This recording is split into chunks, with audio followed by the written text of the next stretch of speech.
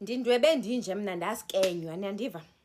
Ndindwebe ndinje ndasikenywa nokundweba kwam kwaphela ukundweba cwaka. Mamela ndokubalisela uba yonke lento yenzeka kanjani. Kunalo mfana mosindifunda naye esikolweni yaba. Funda naye esikolweni abayandaziyo ke ndandifunda eMatthew Goniwe Memorial High School eCape Town uyeva.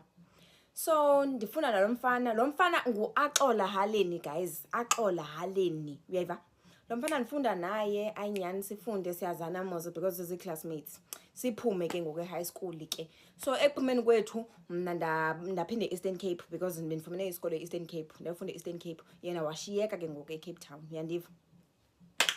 So lo mfana aqalise ke ngoku ibusiness, aqalisa ibusiness uyayi-advertise ibusiness yakhe ye-iPhone, thengisa i-iPhone ku Facebook, zonke ii-platforms zakhe uya-advertise and ndiyabona man ba hayi man iyahamba ibusiness yakhe.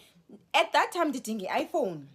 Ndiqonda ba okay naku umuntu ndiyamazi mos ngeke adanskeme uAxola ayibo impinje yami Axola.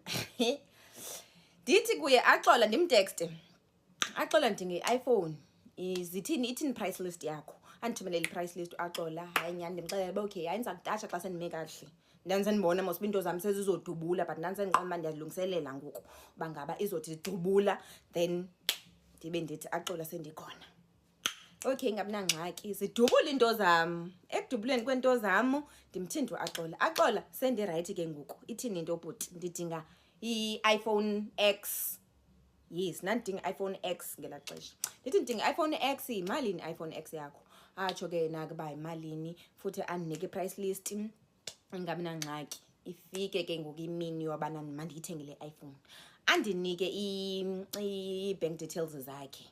But aqale athi ungayifaki kwi-account yami, ifake i-account ka-sister yami because ngoku already imali seyiphayana abantu bayathenga already ngoku seyinintsi imali ephayana of which izandibhidisa yonke loo nto. So ndicela uyifake kwi-account ye-sister yam. Niyandiva? Ndibuze mna ba hayibo njani uba ndiyifake kwi-account ye-sister yakho ekubeni unayo wena i-account yakho waye ndingayifaki kweyakho. Athi ke na ke njengoba ndikucacisela. Yho! Athi ke mna okay. Engqondweni yami nento ethi hayi man ngoAxola lo bendifunda naye uzandiskema njani uzangiqinisa njani uAxola. Mamela ke sana ndiyifake imali. Ukuyifakeni kwami imali athi uAxola okay sure i-order yakho iyaprocesswa by next week ifowuni yakho izobe seyikuwe. Ngiqamba okay.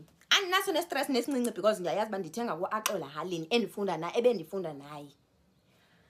Axola sana next week Axola ifowuni kaloku bhuti athi uAxola yazi ntoni ngiphelelwe sisitoko so i-supplier yam ithi izandifakela isitoko esitsha next week so probably next week phone yakho izobe seyikuwe. Kutsho uAxola kum.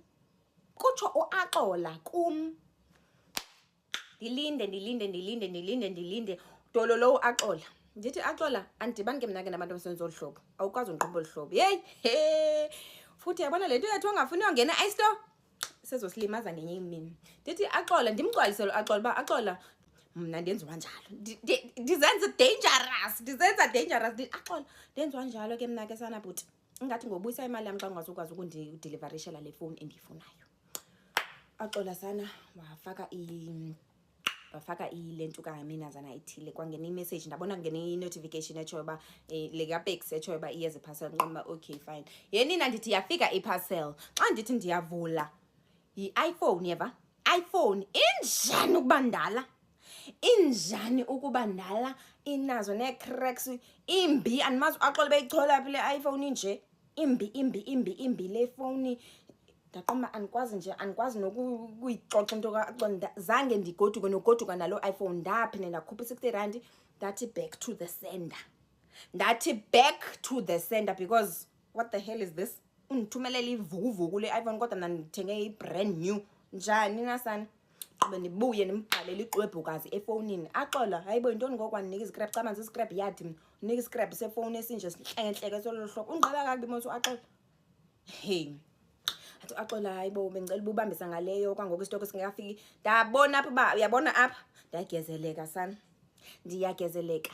Ndathi Axola sapha imali yami because uhlulekile kundinika ifoni. uAxola wangandiniki kwa yena sisi imali yami. Kwathi kusuka uAxola wandiblocker. Blocker apha kuWhatsApp. Wandiblocker kuWhatsApp. Ndithe ndisajonge leyo blocker kuWhatsApp. Wandiblocker kuFacebook.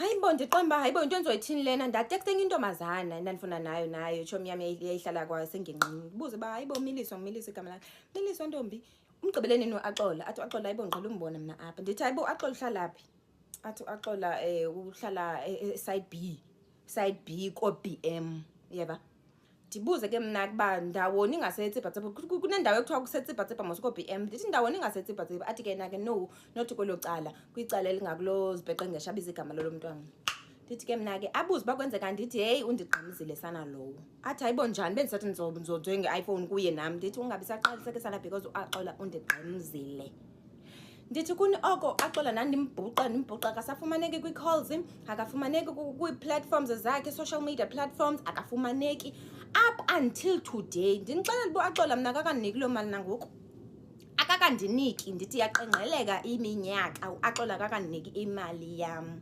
iinyanga zaqengqeleka uAxola akakandiniki imali yam up until today ke sana so ndizama ukuthi ningacingi uba fana abantu abandwebileyo abasike ngabona abasikenywayo ngoba becimba abandwebile yho ndashwenca ndithi kuni ndashwenca kulapho ndawazi khona umnyango wase-iStore uba ukweliphi icala kulapho umnyango we-iStore ke sana ndawazi ukusukela ngaloo mini ba okay umntu xa edinga i-iPhone utshona phi e-iStore uze ndibe kanti ngoku ndinefowuni le ndividiyorayiza ngayo ngoku ilande e-iStore sana because uAxola endandithi mna ndiyamazi andishaya ngesitini emva kwendlebe sisi wandigqemza loo mntwana lowo so nje imbi abamaziyo guys ngicela nabo bazame uba niyamazi ndiyambona ngoku kuTikTok sana wena uhamba indawo ezifence uyazi ukhupha umfana ndiyazibuza uba njani ngemali yami